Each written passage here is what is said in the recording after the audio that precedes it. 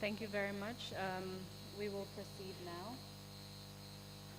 Madam Witness, Yes, hello. prior to the break, you told us about what would happen when female protocol officers went on trips to Kanilai with Yaya Jammeh. Yes.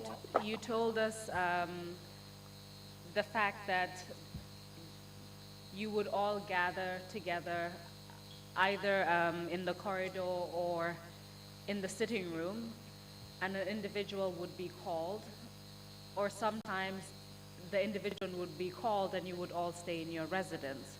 And you told us the reason for Yes. that was for the for the president to have sex with those people.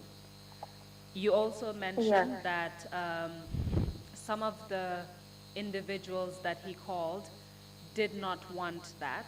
And in fact, you mentioned one particular individual who told you about her experience, including the fact that she tried to say no, and in the end, Yaya Jammeh punched her and ended up um, essentially raping her.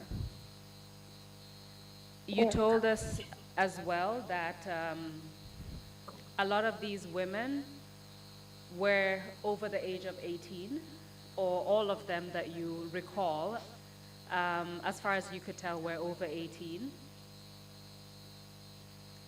Yes.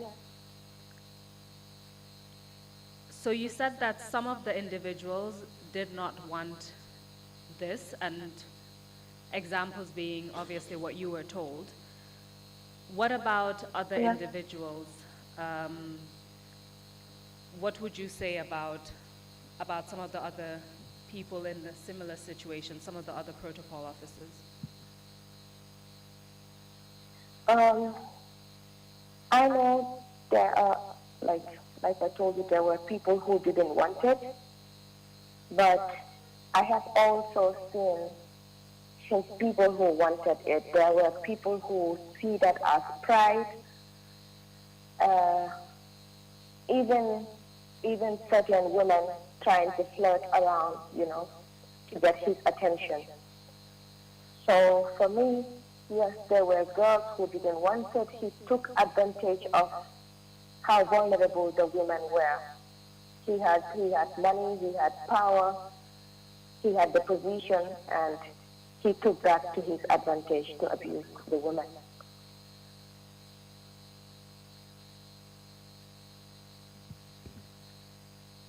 Can you give us a list of some of the individuals who went in, who were called separately by Yaya Jammeh at the time? Just a list of some of the individuals that you recall. I think I have that on their names are here: 36, 37, 38, 39, 40, 41, 42. Yeah. Those are the names that you recall. Yes. Numbers 36 to 42. Yeah. You told us that, of course, some of them wanted to have such relationships with the president, others didn't, and you gave us examples. Can you tell us how Yaya Jammeh treated an individual that he had chosen to call into the room? How would he treat that person? What would you observe as a protocol officer? With him, one thing is he gives that person so much attention, so much gifts, money and all that. But worst of it was that he treated them like his own property. At the same time, he made these people feel very special, and As I mentioned, he gives them a lot of money, phones, laptops, sometimes a house, and even a car. But then you have to be ready to come to him whenever he wanted and anytime. So it was more like being a sexual object to him. Out of the names that you've mentioned, I'm looking at paragraph 14 of the protected information sheet. That's number 9. There is a name that is mentioned, the first name. It wasn't part of the names that you identified, but do you know if that individual was called in by Yaya Jammeh during these trips to Kanilai? Can you come again, please? Paragraph 19? Number 9, paragraph 14. Okay. The first name. Okay, yes. She was one of the individuals that... I remember that. Okay. Thank you for confirming that. You're welcome.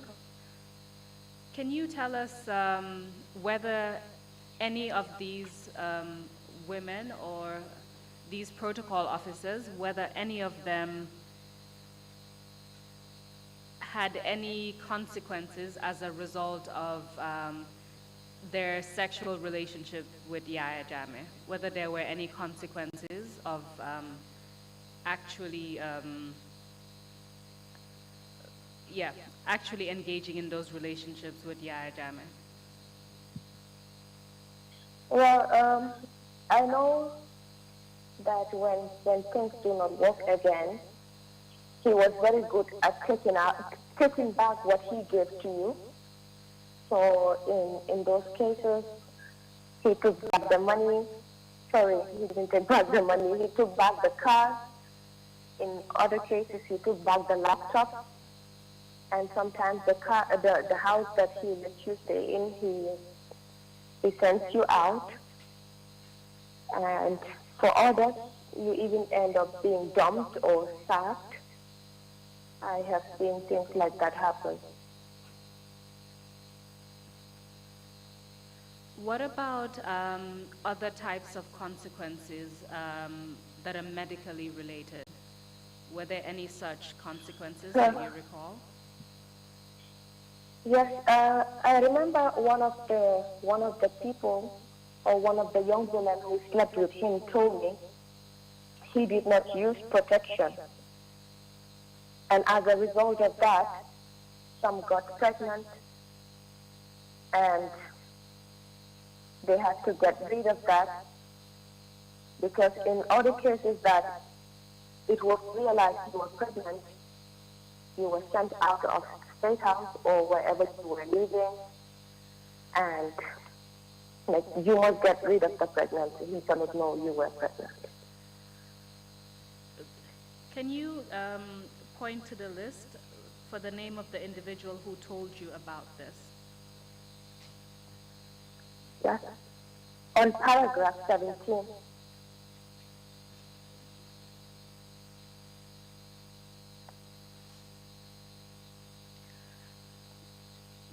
There's more than one name in that paragraph.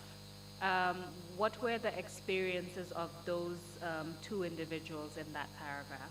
Paragraph 17, which is number 11 on the list. Both of them got pregnant, and for example, one of them got her pregnancy terminated, and the one that spoke to me, I remember I went with her up to the hospital so that they could help her to get rid of it, because it was risky for her. That was after seeing how they treated one of the girls who was actually not a protocol but was staying at the State House. After she got pregnant, they terminated her pregnancy and sent her back to the village. And for this other individual that spoke to me, she was at risk of her family being sent out, and anything could have happened to her. So she was not willing to take that risk. And just to make sure that we can identify each of these examples, can you can you give us the name of the examples that you've just given now from the list? And perhaps you can look at the back of the list if that helps. On number 36 was the individual that spoke to me, and number 32 was the other girl that was not at protocol.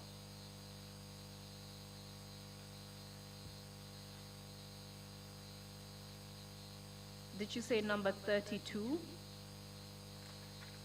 Number 36. Number 36 is the one who you accompanied to get an abortion, is that right? Yes. And yes. the other person that you mentioned is number what exactly? 32. 32. There are two names in number 42. 42. Okay, thank you. Yeah. Thank you very much.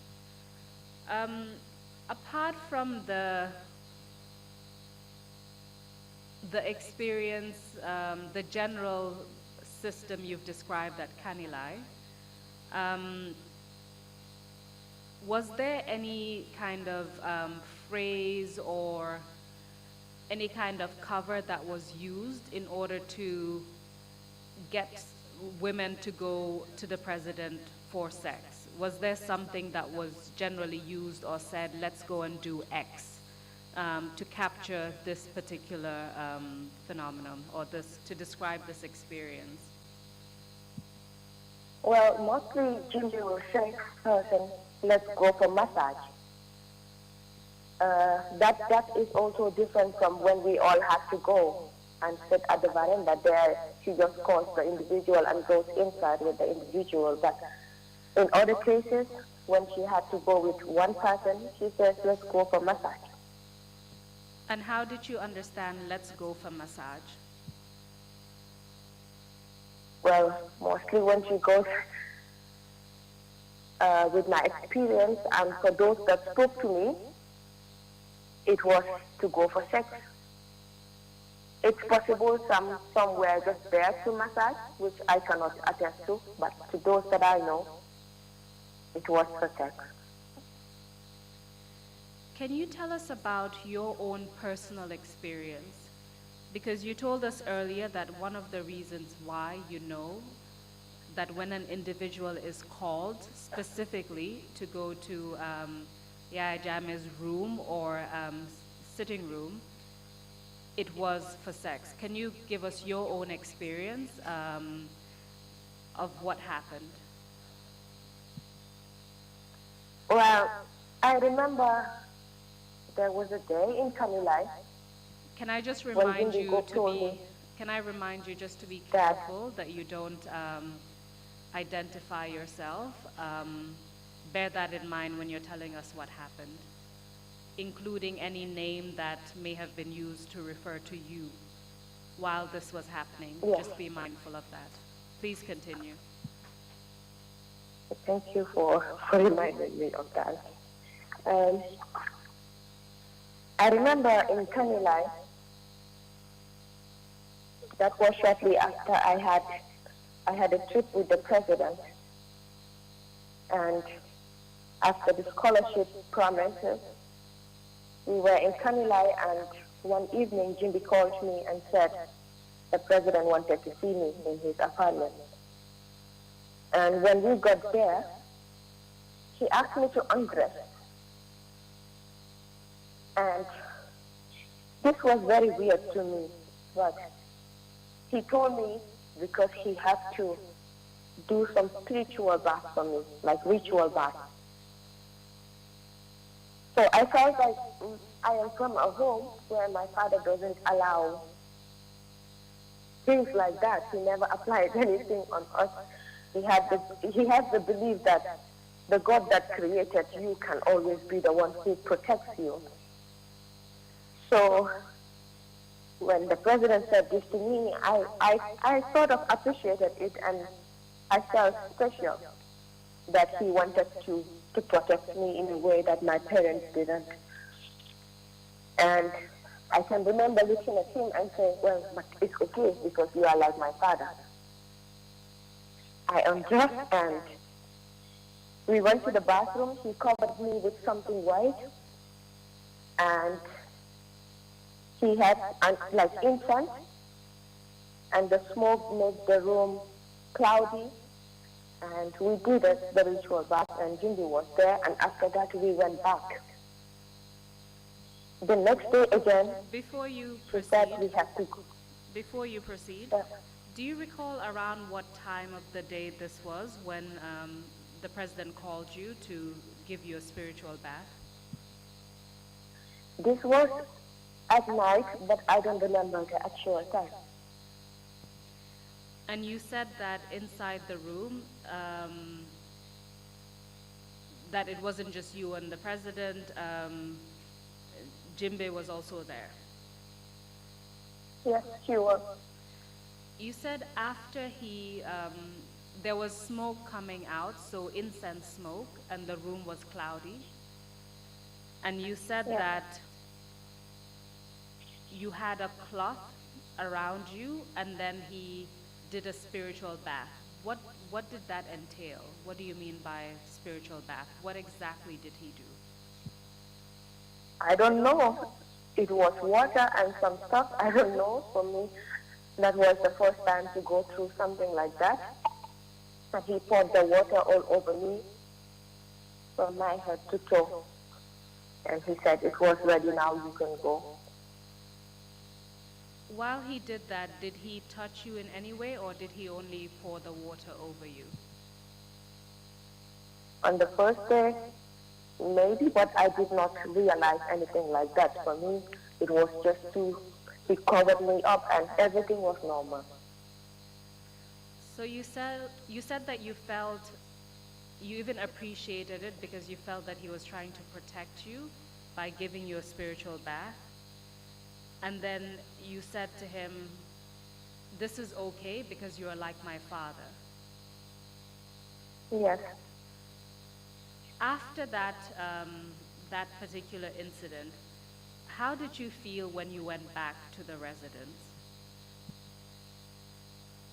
On that day, I felt special and I think I was happy being treated like that by the president.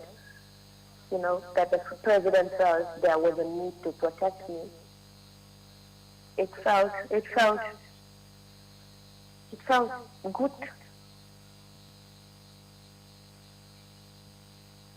Can you tell us what happened?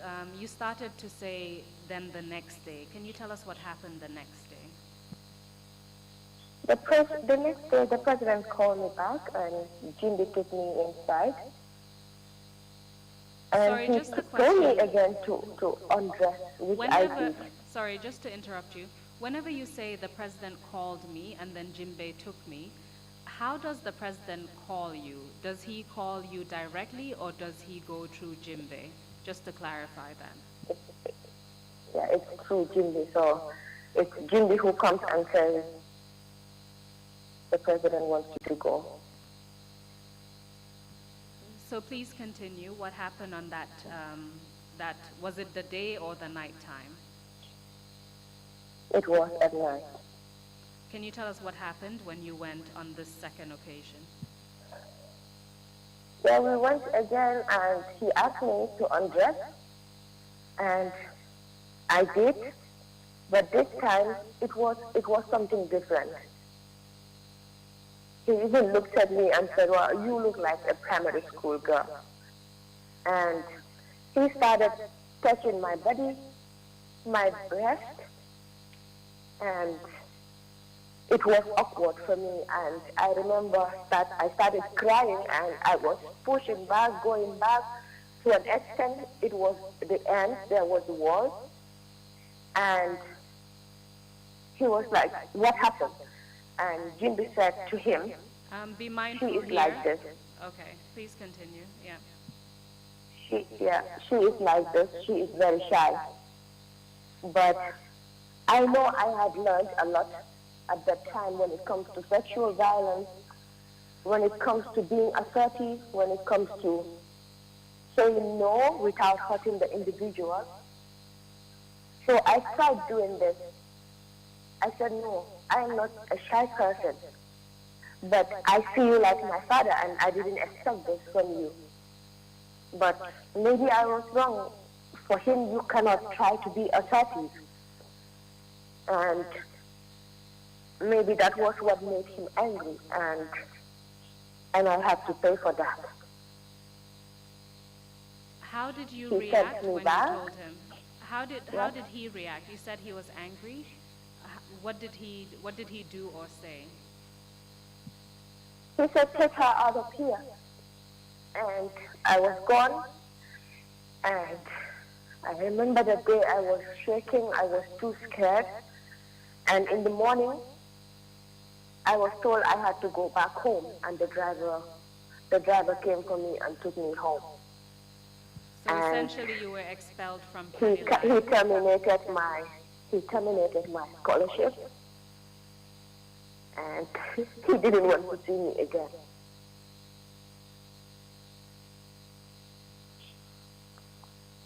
So essentially, from what you've said, because you refused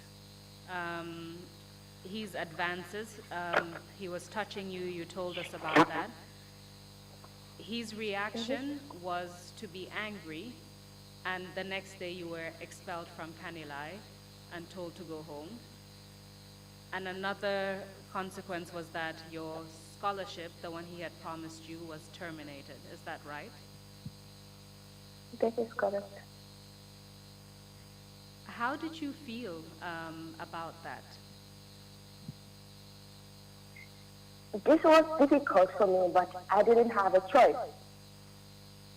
This was a job I needed. And sure, many people out there will be like, why did you continue doing the job? It was not as easy as they think. You cannot just leave the job like that. One thing was clear: if you wanted to leave the job that was to resign, then you must be away. And then, with my situation, I had a family to help. So I wanted to still be in the job and still fight for myself. But I was treated badly by him, and from that day, I rarely saw him. It was only when there were programs or occasions or things like that that I would see him. He stopped helping me. He stopped offering me any sort of support, and it was difficult seeing him do things for others, not everyone, but you see a particular girl and then the person was getting certain things, not because she was working better than you, not because she was more hardworking than you, but because she was sleeping with him. And then you were like, I was sidelined. That was difficult for me, and to be honest, to an extent, I started feeling jealous of the others. And I started saying to myself, maybe I was wrong. Maybe I should have accepted it, and then I will not be going through this.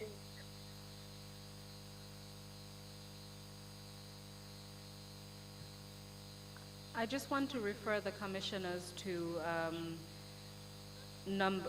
numbers 16 to 19 on the protected information sheet. I'm referring the commissioners to the information in the protected information sheet. So numbers 16 to 19, which represent paragraphs 26 to 28, where there's additional information about the consequences that the witness faced as a result of refusing Yaya Jammeh's advances. Madam Witness, you told us that you stayed in the job because it wasn't difficult to just get up and leave, but also you needed the money because you were helping to take care of your family. Is that right? Yes.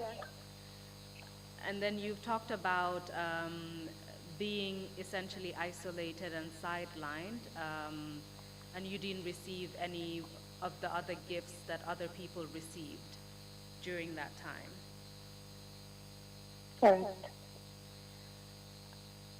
At that point in time, did you take any other measures? Did you um, did you continue to do your work as a protocol officer fully, including going on trips with the president? no, because for me, later it made no sense. There were times that we go to Kanilai, and for example, there were days that we all go together to his apartment and sleep, but most of the time I would be sleeping at night, like we were all sleeping, and when he calls, it's always at late. And in the middle of the night, I wake up and I don't see anyone else in the room. I don't know for what reason Jimmy was the one calling us to go, but the isolation was too tense. And later I said to myself, it makes no sense for me to even go. So when it was time to go, I found many excuses. Some of the times I said things like we had a funeral or I had stomach ache. And I refused to go. I didn't want to go there. And I remember one of the days, like one of my colleagues called and said, leave whatever you are doing and come to Kanilai. Don't cause a problem for yourself. So it was clear later that I didn't want to go. I was always absent. I always said something was wrong because I was tired of it. He didn't need me there anymore. Do you recall for how long this kind of isolation and sidelining, how long it lasted before Yaya Jammeh started taking an interest in you again?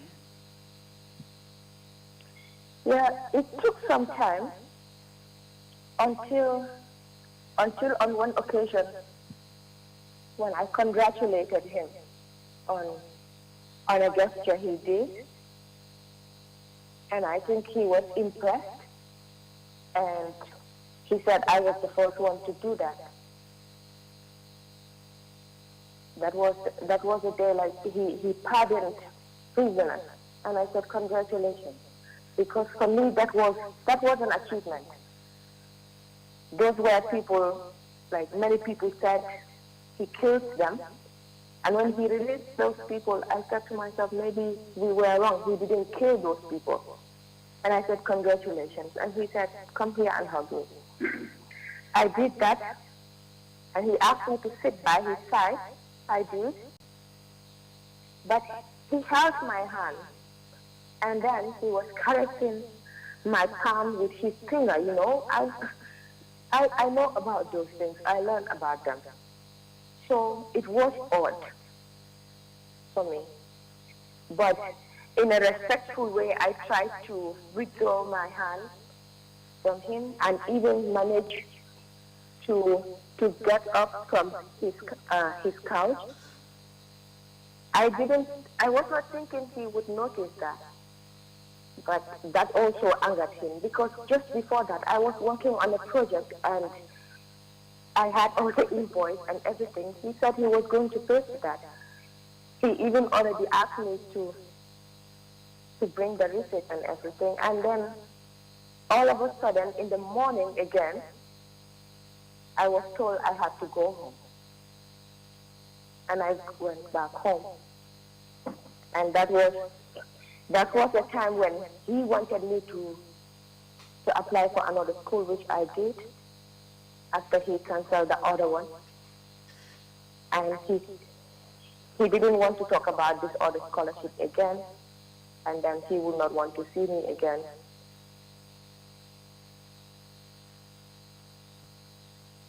So essentially this was He ignored me. Mm-hmm. Please continue. Yes. So essentially, this was the second time that Yaya Jammeh was making some kind of advance towards you, either sexually or something that just made you feel that it was inappropriate, and you withdrew And essentially the consequence again was, the first time was termination of your scholarship. This time, essentially, he no longer wanted to talk about helping you fund your school. Is that correct? Yes. The first one was canceling my termination, my scholarship, and, and, and something also more difficult, but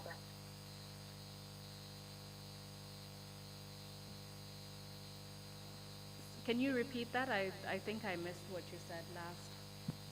yeah, the first time was he canceled my scholarship and he reacted in other ways, which which I may not be able to reveal here.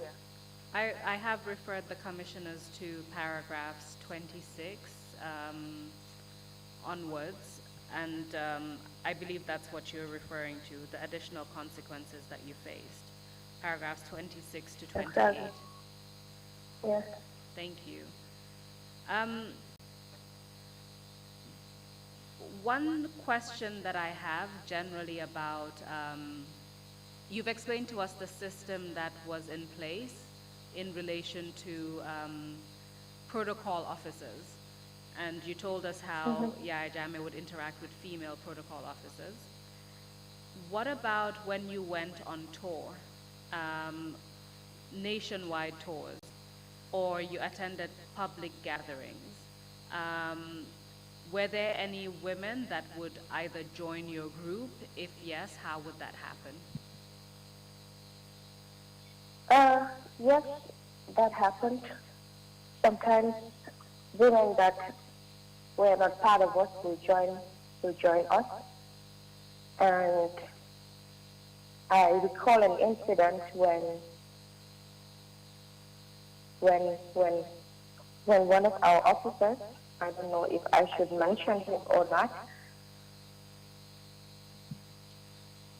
I believe you can refer us to the paragraph on the protected information sheet. Yeah.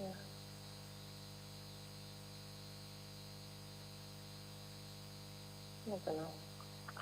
I'm not actually following No, that's fine.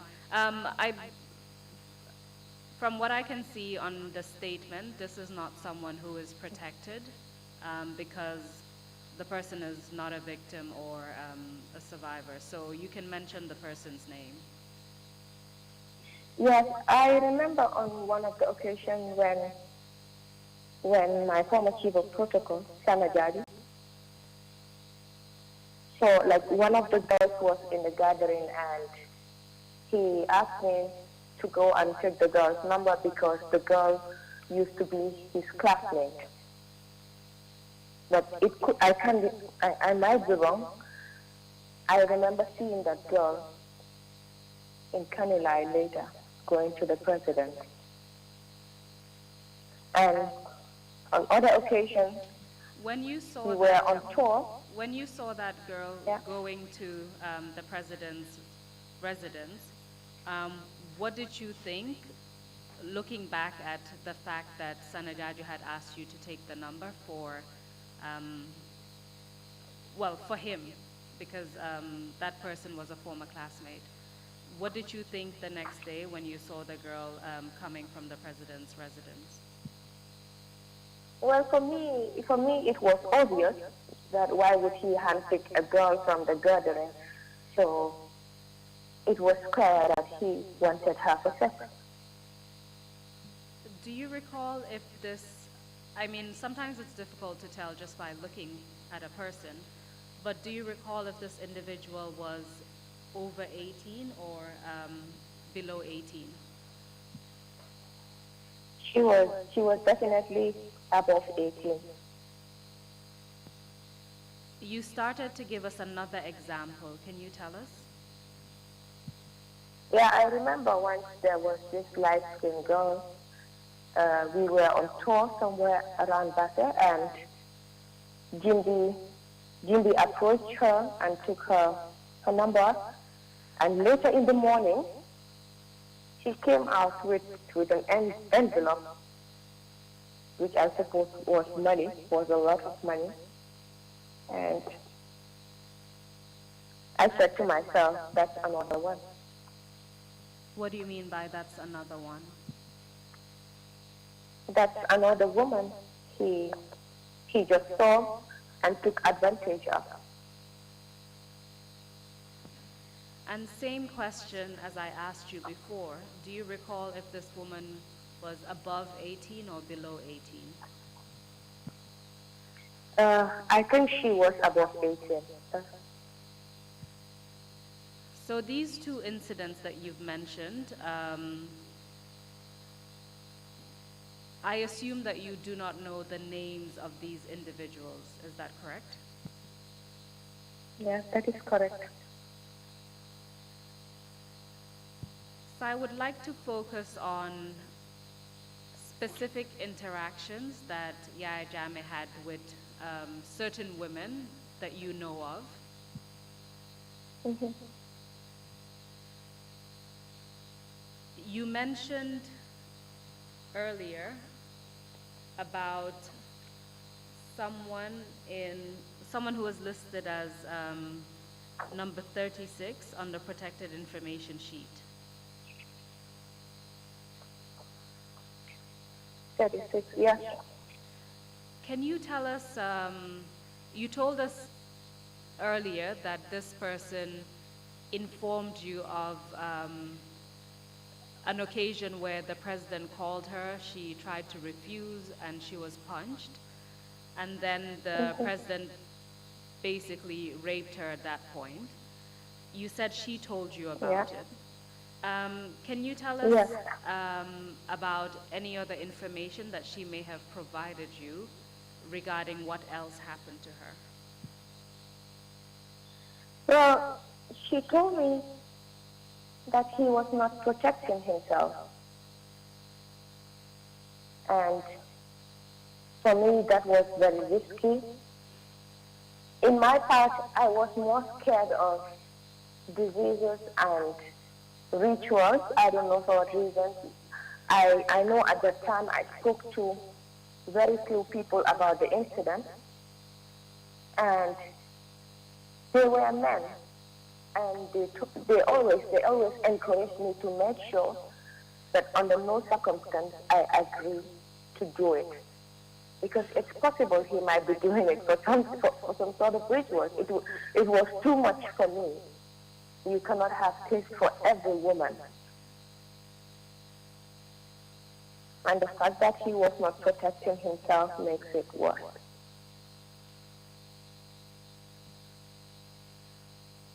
Do you, can you tell us whether, while you were present with this individual, whether at any point she was called to go to State House because Yaya Jammeh called for her?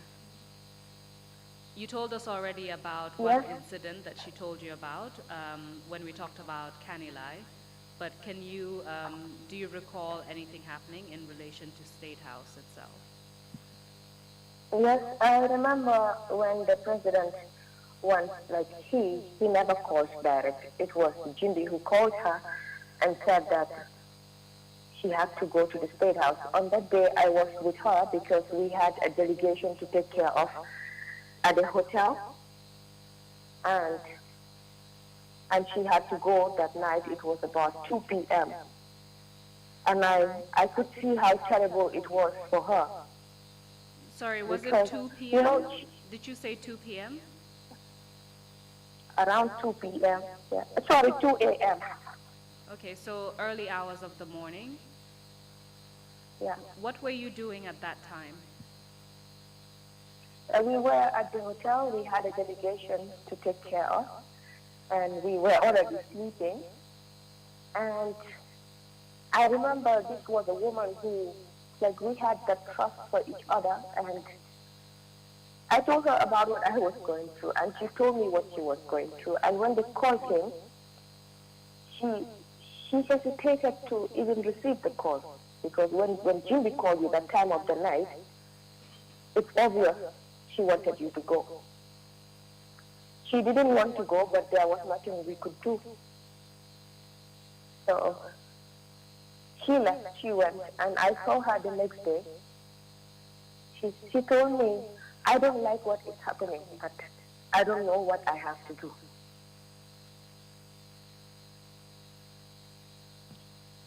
So from what Especially you've when said, Jammeh was the one taking care and helping her family. so from what you've said, she didn't want to do this, or she didn't want to go, but she felt that she had no choice. Is that right? Yeah.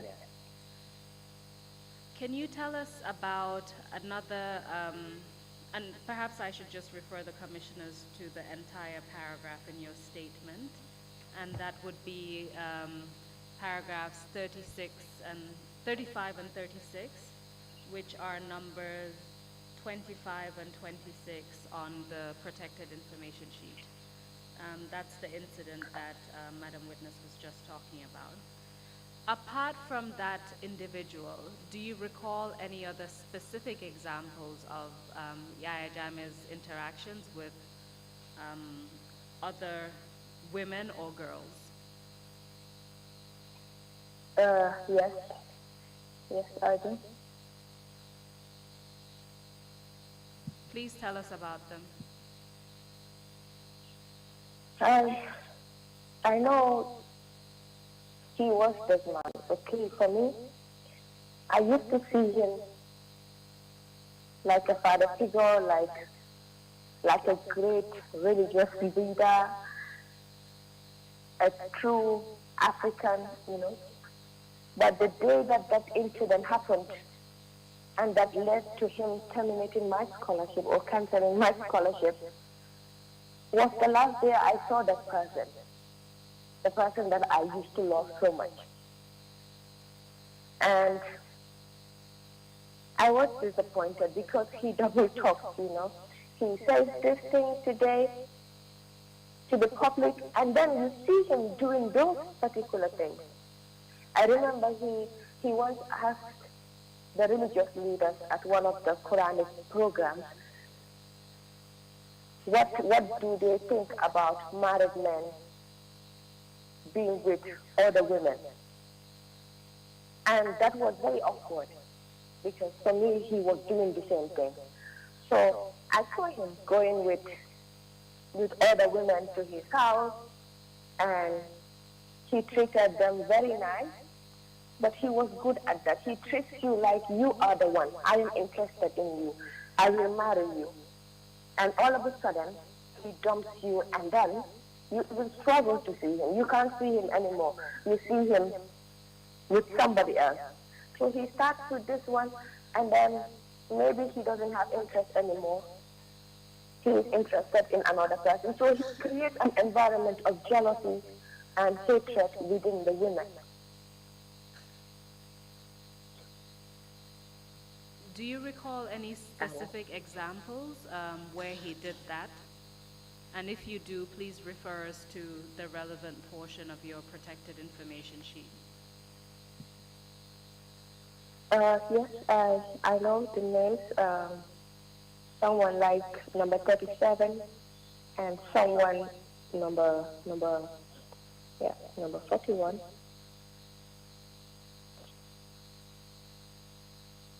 On paragraph 37. Is that the information that's contained in number 28? So the name referred to in paragraph 37, as well as the information contained in paragraph 38. Is that what you're referring to? Yes. As an example of what you've just explained to us. Yeah. Do you recall any other examples of Yahya Jammeh's interactions with specific women based on what you know? Well, I know I have seen in situations where he abused, like he has sexual relationships with people who are related by blood. He doesn't care, and that created chaos that made those those, those, those women who are related even to start hating each other. And I also know it's possible there were other women who said no to him. But I know that one particular woman who said no to him, but then he always will face the consequences. Let's take that step by step. You mentioned that sometimes he would basically have sexual relations with two people or sleep with two people who were related by blood. Yes. Can you give us examples based on your protected information sheet? On paragraph 39. And that person... And the name, the name of the people on 41 and 42. So 41 and 42, what was their relationship? They were sisters, blood sisters. And in terms of 39, who was the other person? What was the relationship with 39? That was her sister. It's the same mother and father. And you also, in your statement, you referred to people who were related to him, who were also sisters. Yes. Are we referring to paragraph 18? Is that accurate? I cannot hear you. Are you referring to paragraph 18, which is point number 12? Is that correct? Yes. And you've told us that some of these individuals were protocol officers, some were not. Is that right? Yes, that is right. Because I know of one of his family members who got pregnant out of the affair she was having with him. Sorry, just to be clear, what happened to that person? I know she was pregnant and later it was aborted when she left.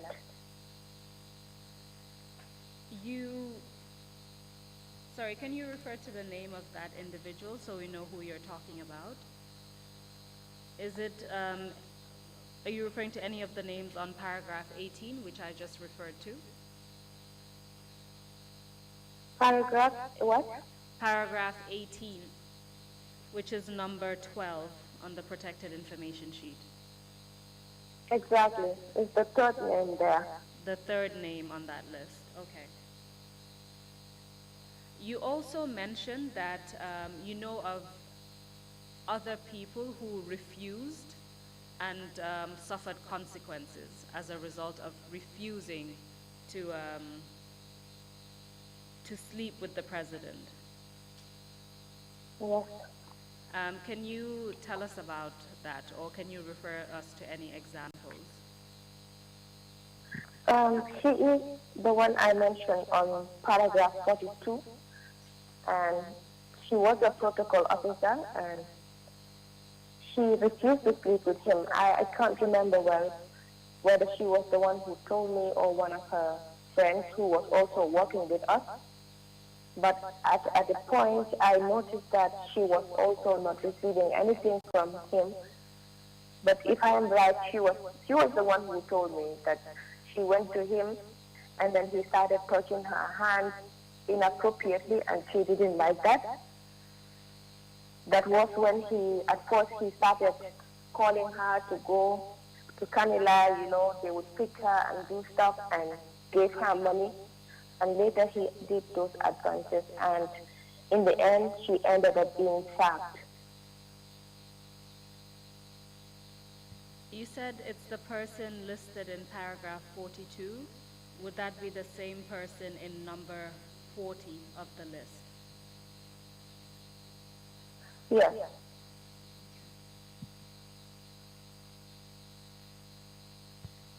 What about the person listed as number 39 on your list? Yeah, I also know her.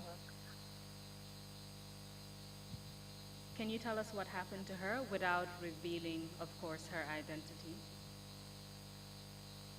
Uh, I know she was also promised a scholarship, and there was a time when I was sent back home. We were going together, and she was crying, and I don't really want to reveal much about her, but it was as a result of sexual abuse. And to be clear, you're referring to the information contained in paragraph 41, and that would be paragraph 41 of your statement, which would be point number 31. Yes. Okay.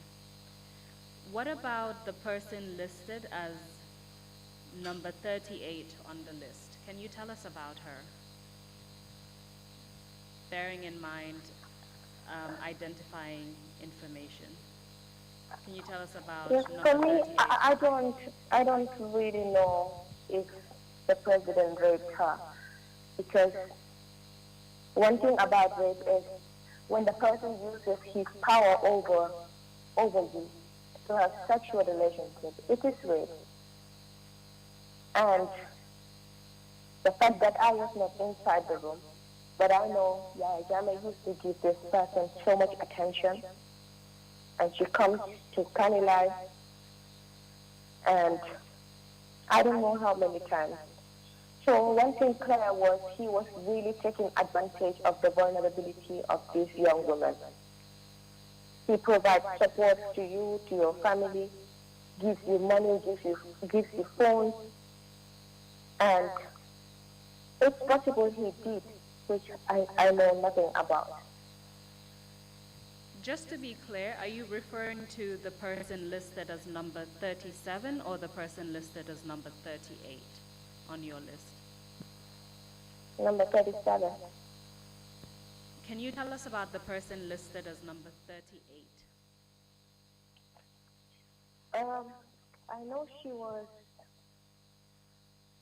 younger. Number 38, you mean?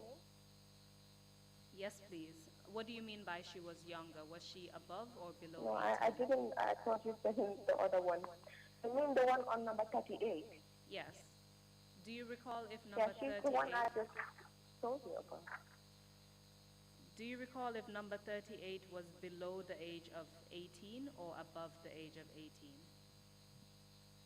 Well, at that time, I think she would have been the same age with me or maybe older. So, in the early 20s then. If you have your statement in front of you, I'm referring to the information contained in paragraph 40. In paragraph 40? 40, yes. Okay, yeah. I know this individual, and she was a much younger one, because when I was working, she was young, and she was under 18 years old. But she was one of those young women or children who were empowered, and she must have known a lot also about violence against women and children. So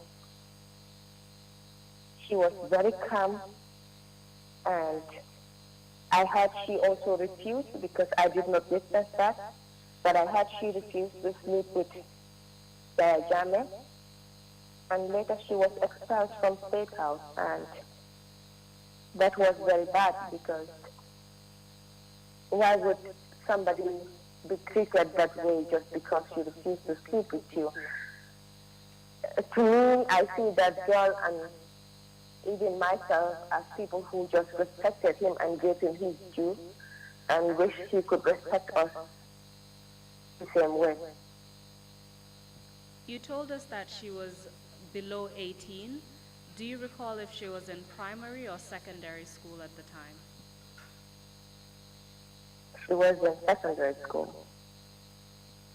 And you said she was expelled from State House. Was she living at Marena or was she living somewhere else?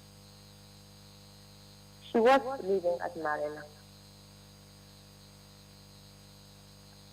You said she was expelled, and based on what you saw, you interpreted it as she refused the president. She refused to have any sexual relationship with the president, and that's why she was expelled. Is that what you said? Yes. Why do you think that? With him, the consequences will always come. So it's either he stops supporting you, sends you out, fails his promises that he made, especially when it comes to education. So it was certain that that was the reason he did that. You mentioned Jimbe Jame as the person who would basically be an intermediary between protocol officers and other women and Yaya Jame. As far as you know, were there any other individuals who would assist Yaya Jame in getting women, getting girls in order to have sexual relationships with them or to rape them, as the case may be? Well, I know Jinji was the number one that was doing this. And sorry, say that again? I know Jinji was the one doing that, and that was my experience. There was one time when my former chief of protocol asked me to take one of the girls' number, and I later saw that girl in the morning from the president. But in most cases, it was Jinji. So as far as you recall, Jimbe was one person, and you've mentioned the chief of protocol at the time. Do you recall any other individuals who would play a role in helping Yaya Jame get women?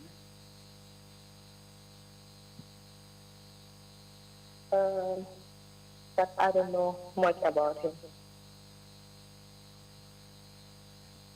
What about, on those occasions, what about the First Lady? Where was she when these incidents, when these things were happening? Do you know?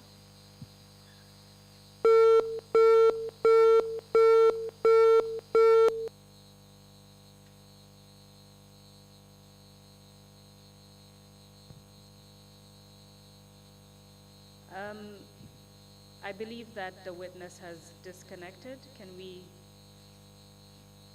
we have some assistance to know what has happened?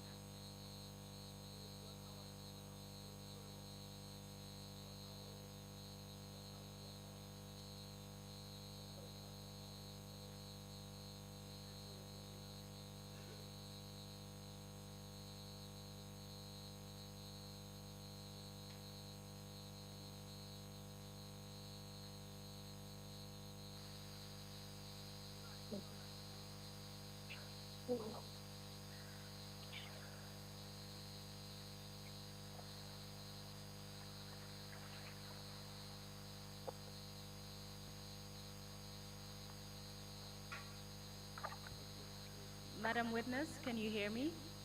Yes, I can hear you. I'm glad that we have you on the line still. I'm looking at your statement. Do you have it in front of you? Yes. I'm looking at paragraph 43. Hello? Can you hear me? I'm looking at paragraph 43 and 44. Yes. I want to understand the information that you've provided. Can you tell us about that, as well as how you know the information contained there? With the names as well. Yes, please go ahead. Yes, that is one about Lamin Manga, the former press secretary. Uh, he was very close to Jimby and Yaya Jammeh, and I think he knows a lot when it comes to Yaya Jammeh and women, because I know that there was this one woman who sometimes comes to the country, and it was through him.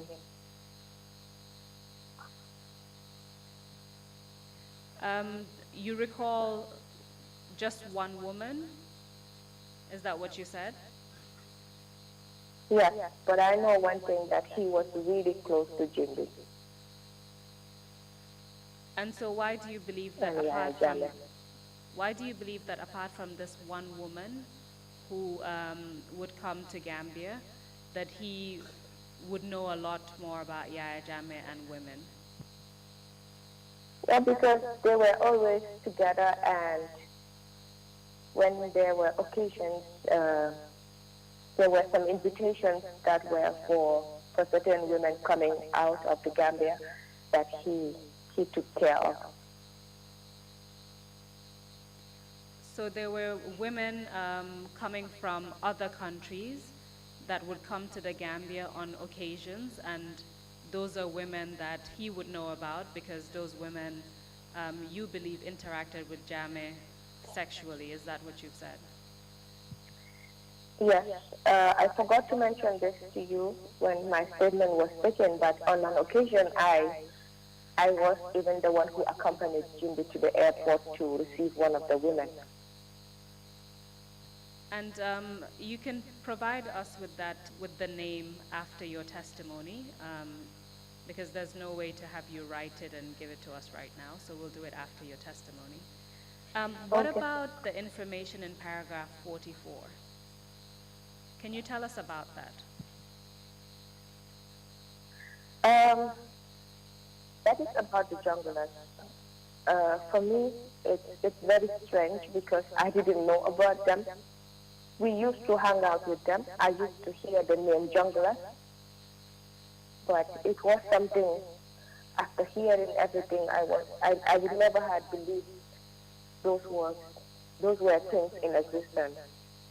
So we really hung out with them, and we were doing things. We ate with them.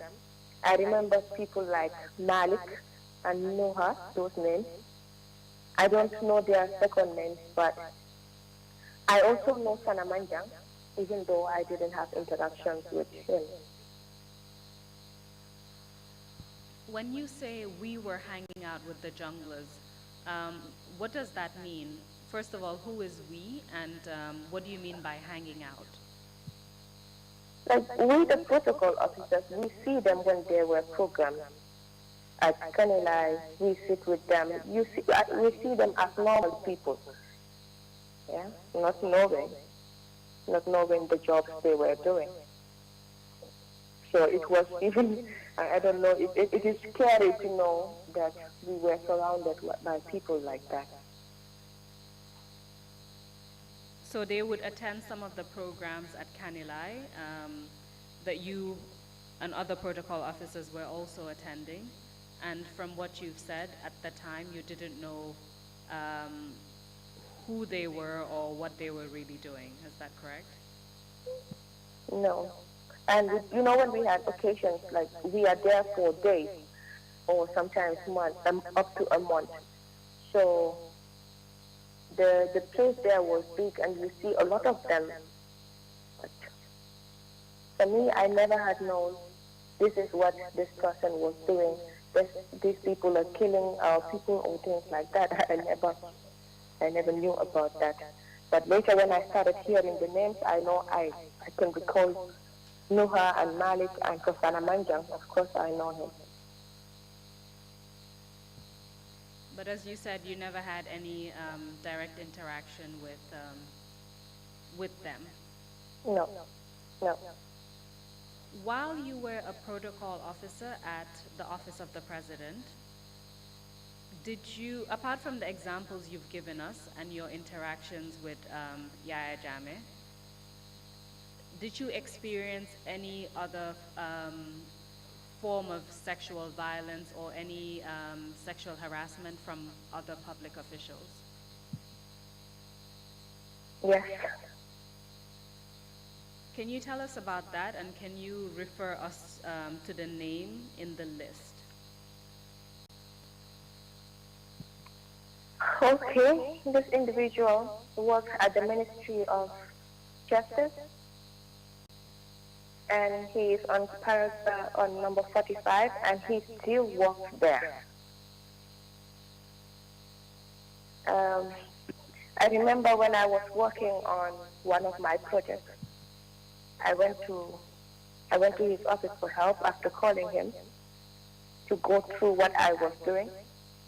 And when I went there, he opened his office and I was inside. It's an isolated place. And he locked his door. And then he started behaving in a very different way. And he started asking me, do you like bananas? I didn't understand what was going on. And all of a sudden, he's an elderly person. He took out his penis and he asked me to touch it. He was even pulling my hand to touch that. And that was difficult. For me, in such situations, I just want to escape that. And I told him, please let me go. I have something to do at work. I will come back here. And then when I left, that was the last day I went to him. I remember I saw him not long ago in Gambia, and he asked for my number again, and I gave him a wrong number.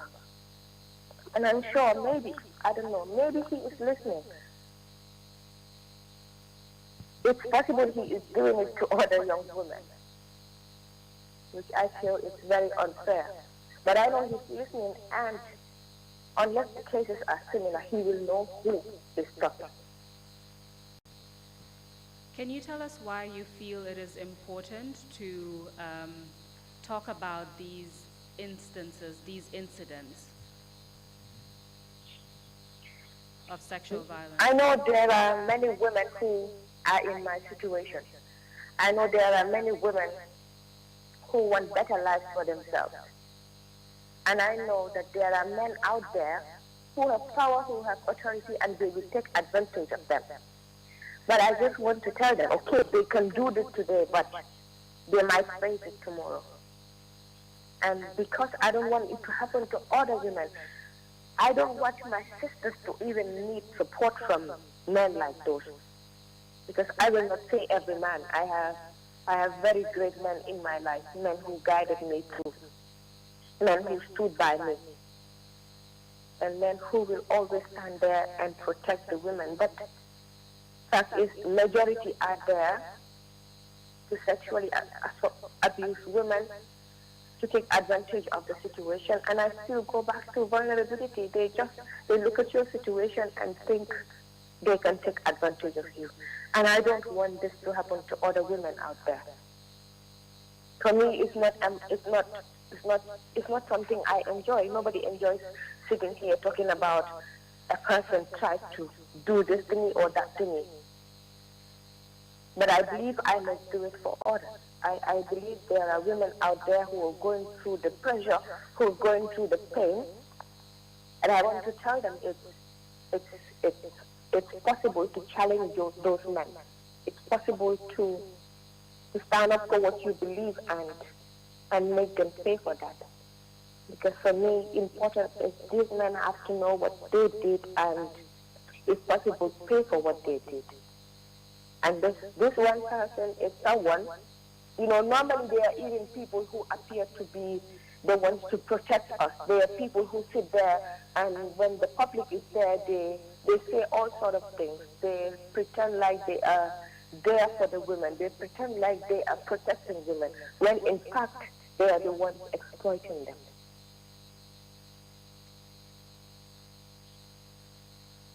And you told us that you managed to escape, and you even promised to return in order to just get out of this public official's office. Do you think the fact that you were a protocol officer at the time was one of the reasons why you were able to assert yourself, or was there another reason for that? Well, I know for sure it could be with the job as well, but even before that, I was taught to be assertive. I was taught to how to escape certain situations. I know I learned something that was when you go to a place, how do you feel about it? Do you feel good or not? That is whether you have a yes or no feeling. And if you know you feel no, you must do everything possible to take yourself out. And the second thing I ask myself, if I need help, will I get it? And if it is no, I still should fight to get myself out of the situation. And whether someone I trust knew where I was. And this is something that, for our younger ones that are coming up, this is something they should really take care of. Anywhere you go, always keep those questions at the back of your mind. Is it safe enough? How do you feel about it? If you need to escape, are there possibilities? And whether anyone knows where you are. Because they are everywhere and they can do it. So it's possible that it is from the job. I was empowered, but also it has more to do with some trainings that I received as a young person and that I learned certain things about how to really stay to what I wanted and to be assertive. Were some of these trainings specifically on sexual violence or on other issues? Well, most of them were on sexual violence, on how to protect women and children. So in one way or the other, they always had something to do with sexual violence, sexual abuse, rape, things like that. And so that gave you awareness as well as some of the tools that you used whenever you were in such a situation. Yeah. Apart from the incidents that you've mentioned, are there any other incidents where you faced sexual violence or sexual harassment from any other public officials? Yes, one of them was a minister. And I remember we were on a trip, we had to travel together abroad, and that was difficult because there was a problem at home and I had to leave about 80% of my per diem back home. And when we were going, he knew I could not afford to pay for the hotel. They were going to, they were higher dignitaries, they were ministers. And he started, since the beginning, he started messaging, saying stuff. And when we arrived, he asked me where I was going. The place I was going to was more like a motel, not a hotel, because it was cheaper. But he said I should go with him and stay with him at his hotel room, and he would pay everything for me. He would give me whatever I wanted. But I told him no, I had my money, so I had somewhere to stay. And on that mission, I had some documents for him because there were some documentations. But during the day, whenever I called him and said, sir, I have your documents. Can I please come and bring them? He said he was busy. And he would only call me late at night to bring them. And when I said, no, it is late, he said, no, yeah, I will call my driver to come and pick you up, and then you can spend the night with me. And that was happening. I could not give him his documents until I was getting fed up. And he was only calling at night, saying things like, I think you're very attractive, I like you, this and that. And one day I decided to go up to his hotel during the day when they had a break. And I decided to give him his document and told him, please, your boss, the same person that appointed you, was the same person who appointed me here. So I want you to give me that respect. And I remember from that day on, I don't talk to this particular minister again. Even during cabinet meetings, he tries to make jokes or things like that. Whenever he says something, I reply back with a word or two, but in a very intensive way. I remember I spoke to certain people about this, some of my colleagues, and I don't talk to that minister. Can you refer us to your list to tell us the name of this particular minister? He is on number 46. Number 46. Thank you for that. After the experiences that you've told us about, in particular what happened between you and former President Yahya Jammeh, when you refused to sleep with him or refused other sexual advances, you eventually left the Gambia, and I would only refer the commissioners to paragraphs 47 to 56 as listed in point number 35 of the protected information sheet. And then we will come to the last topic, which is the impact that all of this has had on you, on your family, and generally how you feel about the experiences that you've been through today. Can you tell us some of the impact that this has had?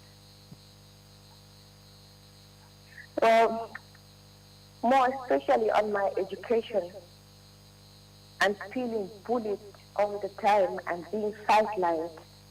And it went to an extent of like making me feel like to envy other people. And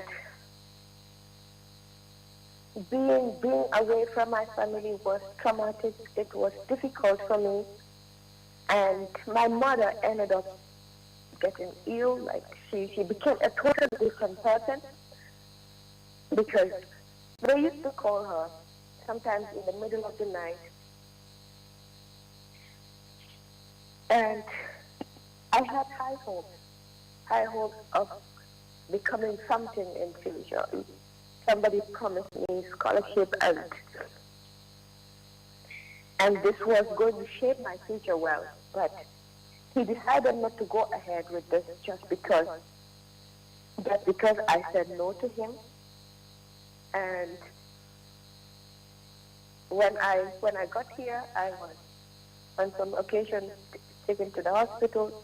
In Gambia, I received psychological support, and I was diagnosed with post-traumatic stress disorder. And sometimes when I'm sleeping, it feels like somebody is strangling me. I rarely sleep at night. I have nightmares of people laughing at me, people doing all horrible things, and I remember it went to an extent. I tried crazy things to just get rid of everything, because I always sit here and start thinking, why did I allow them to bully me? Why did I allow the president to do this? If he was not willing to support me, I was already studying. Even I was already willing to do better for myself. If he was not ready to support my education, why did he make promises? Why did he break them? Just because I would not sleep with him. And my family also had to suffer for it. I used to be very active. I used to be very outspoken. Now I'm a totally different person. I isolate myself from the people. I don't interact much. Most of my friends, maybe they think I feel like I am better than them or something, but it makes me a bit scared of people. And sometimes when, like, other people don't even mean to bully me or make me feel bad about myself, but I react quickly. I don't easily take it as a joke. I don't allow it when anyone wants to belittle me or make me feel bad. And I become this very quiet type. I barely make comments on anything on Facebook. That was not me. I wanted to be out there. I wanted people to see me. But now I don't even enjoy the company of people. I have been isolated enough that I now enjoy it.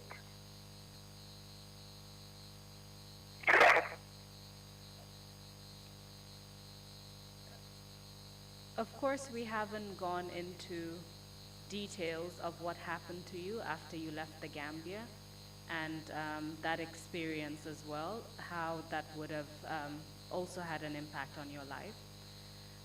But as a result of your cumulative experience, what are some of the medical or psychosocial consequences that this has had? Were you diagnosed with any kind of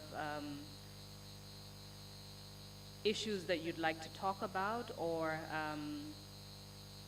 that you experienced as a result of the cumulative experiences that you faced? I know I am being diagnosed with post-traumatic stress disorder,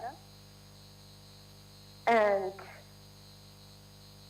it's difficult when you even hear certain people talking about you, even within the family, some think that you have mental problems. I have seen this, and sometimes they talk and they say, something is wrong with you, you are sick, you are this. And because of that, there were times that I locked myself inside and I had overdoses, and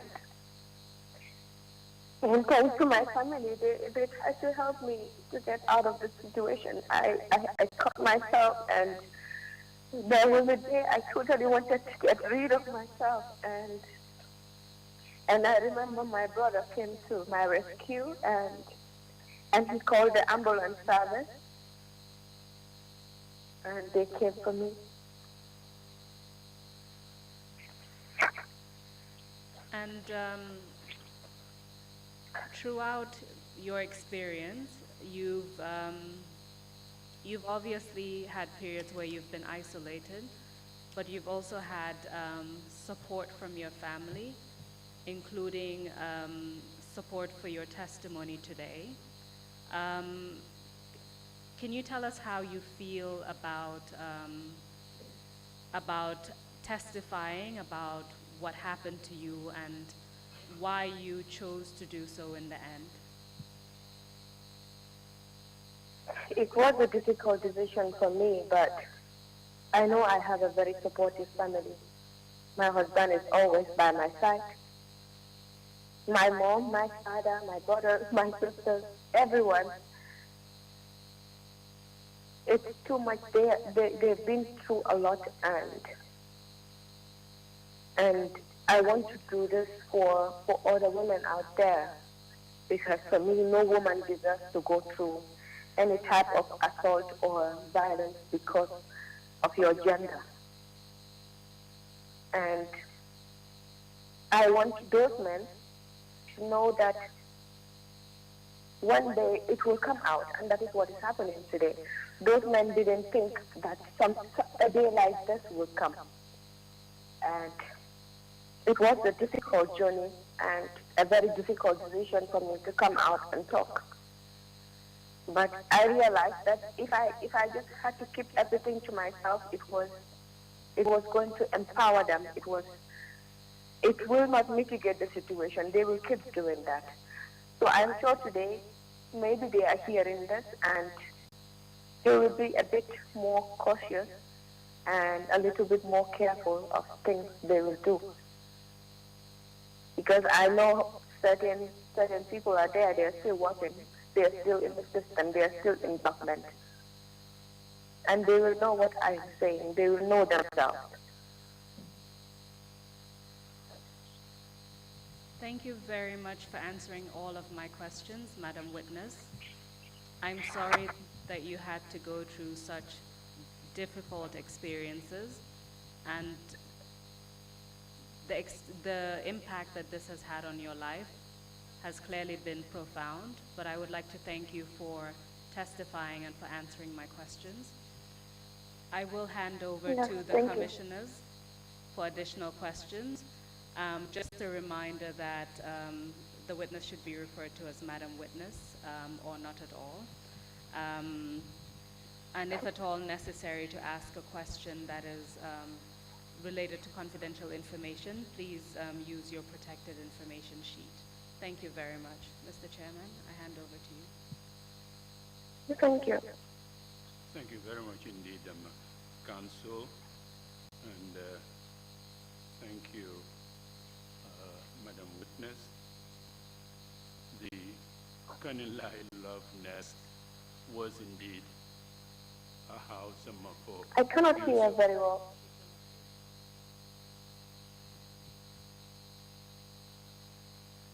Should I continue?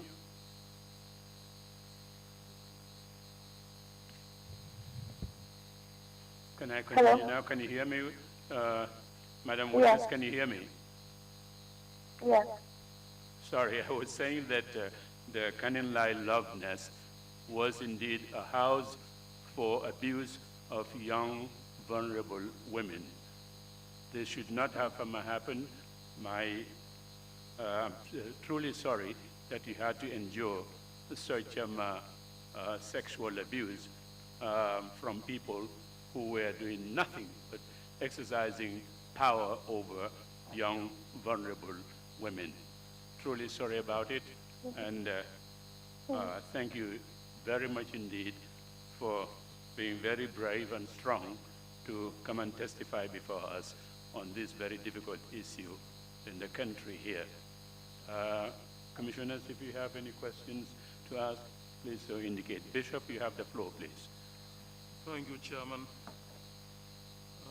Madam Witness, with all Yes. those incidents that happened in Kanilai, where was the First Lady? I don't hear this. With all those incidents that happened in Kanilai, where Yes. was the First Lady? The First Lady, in most cases, she was always out of town. I remember some occasions she came to Kanilai, but I can't remember at any point in time when she spent the night there.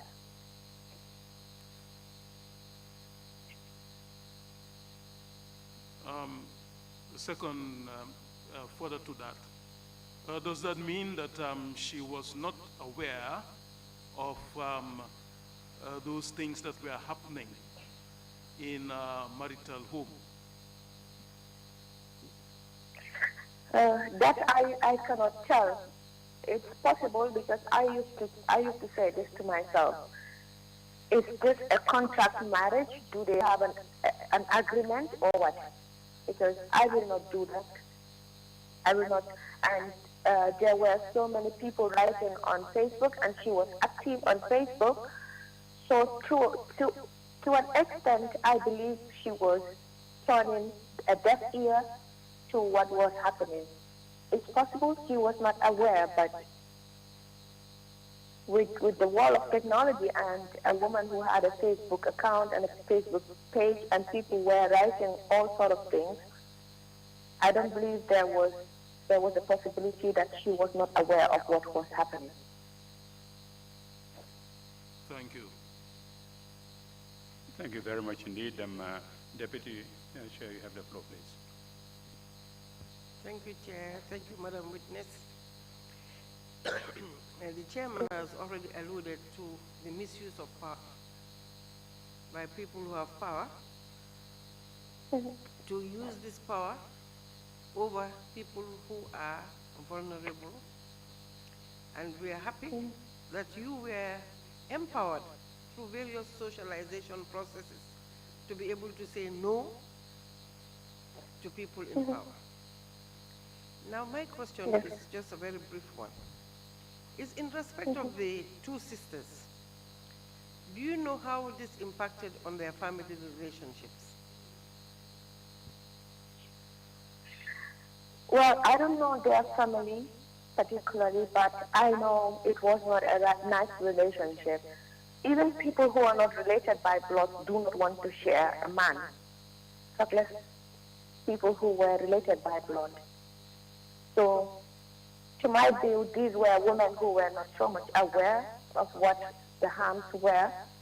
And for me, I don't believe in blaming as a victim. In as far as the person used his power and used his authority or whatever, I will not blame the woman. I blame him. He knew what he was doing was wrong, and he did it.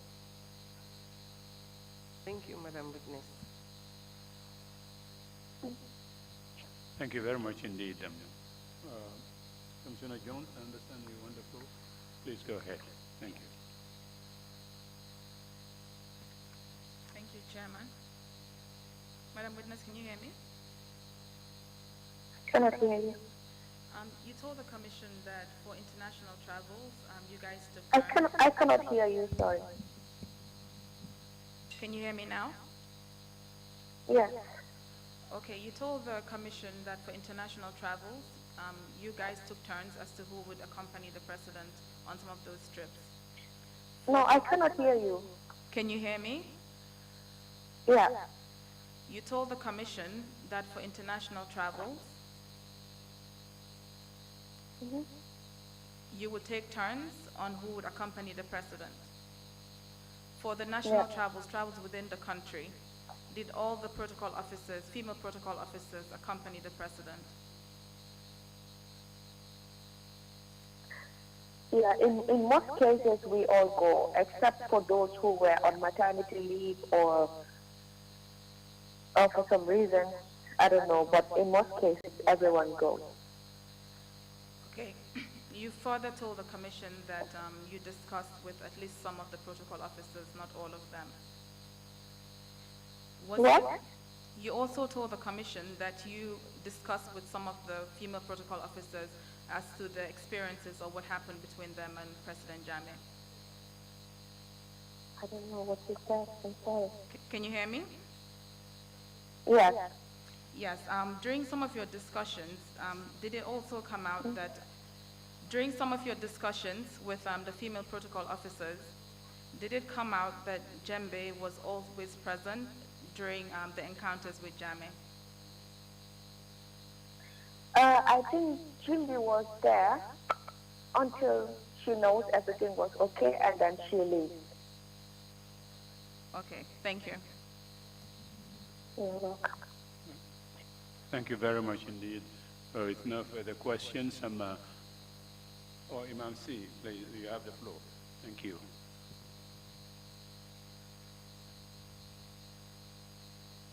Madam jërëjëf sargal ci tas métit bi nga gis ak tas yaakaar yi tas ci yow. Hello? Thank you, Madam Witness.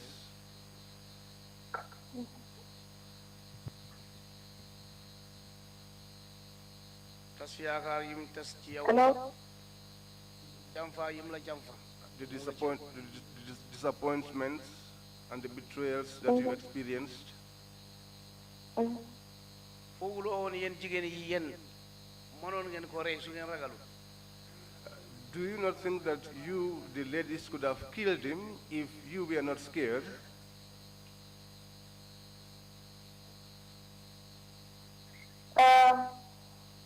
Maybe that was a possibility, but for me, violence doesn't stop violence, and he was doing that. He was powerful, but I believe God is more powerful than him. So, and that is what is happening today. He might be alive, but deep inside he is dead. So he had the power to do that, and even if I could kill him, I will not do that. The life belongs to God. So I only had a belief that God will judge him, and it's happening in a way that God has not waited for us to go to the next one. He's already doing it here.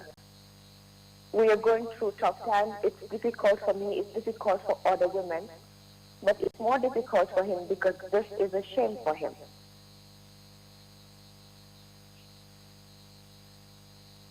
Thank you very much indeed. And if you have any closing remarks to make, Madam Witness, please proceed to do so now. Thank you very much. I just want to stress at the TRRC, the powerful people, former ministers and men in uniform have testified to the fact that it is impossible to say no to Yahya Jammeh. His closest associates feared him, and junglers said that Jammeh had ordered the killing of his own relatives. Rumors said that he even ordered the mother of a soldier who was expecting a baby for him.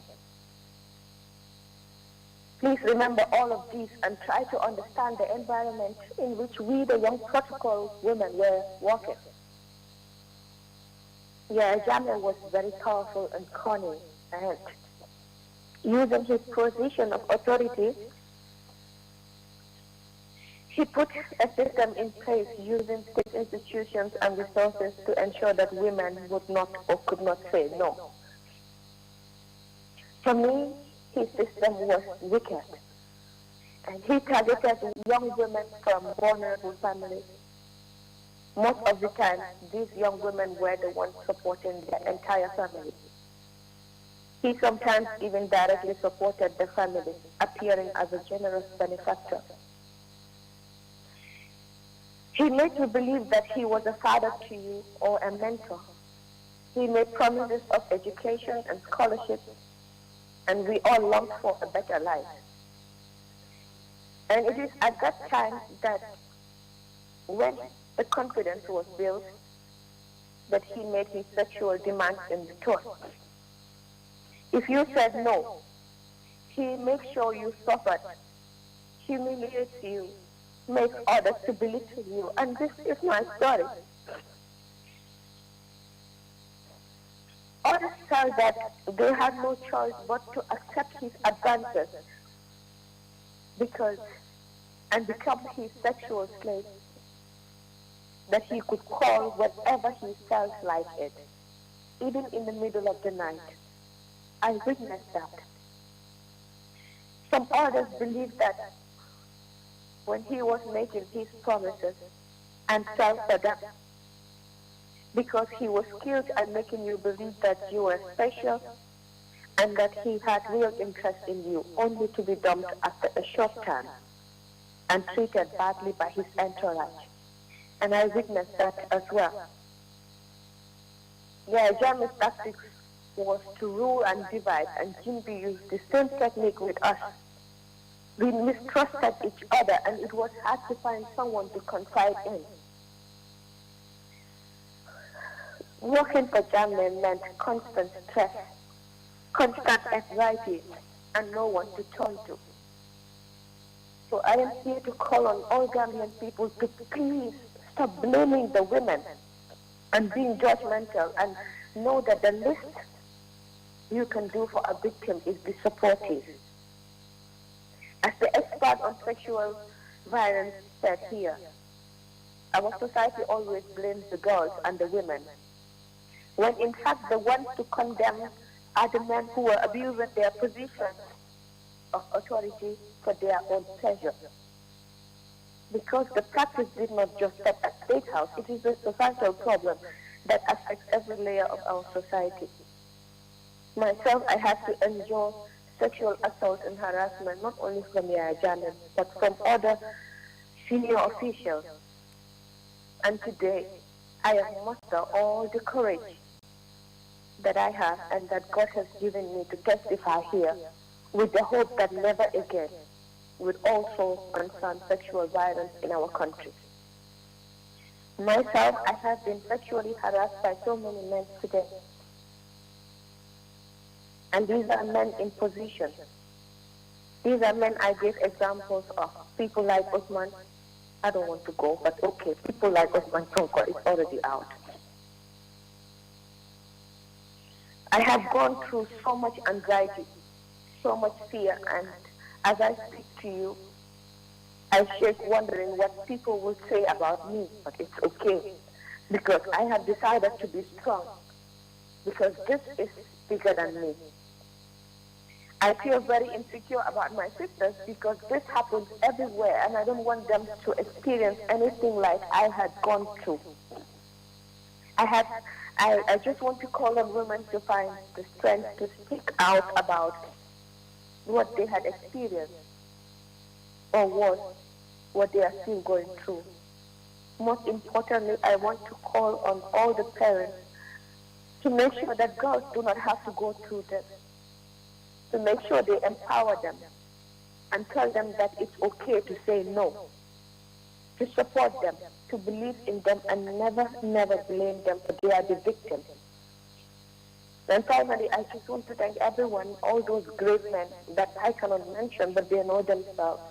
They stood by me, they helped me go through everything, they gave me advice to my family, my husband, everyone, and to all those Gambians who understand, to all those Gambians who believe in us and not doubt us, because I know many will be there to doubt the women, but these are things we've been through, and you don't have to go through them to believe those.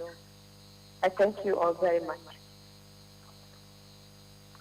Thank you very much indeed, Madam Witness.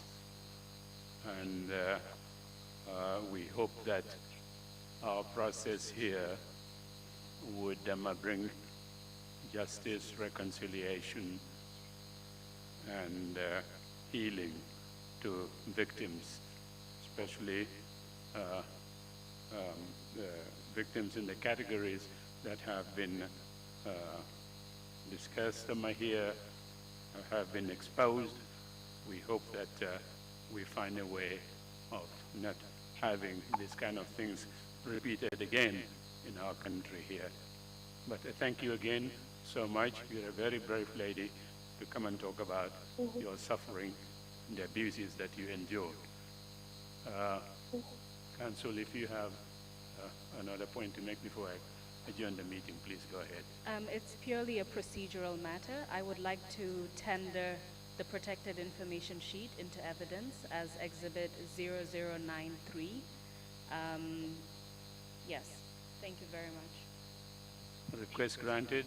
If there are no further points, we would take a lunch break, 1 hour, and then come back 10 past 3. And I will collect the protected information sheets again. Wonderful. Thank you Thank again you. so much. Meeting is adjourned.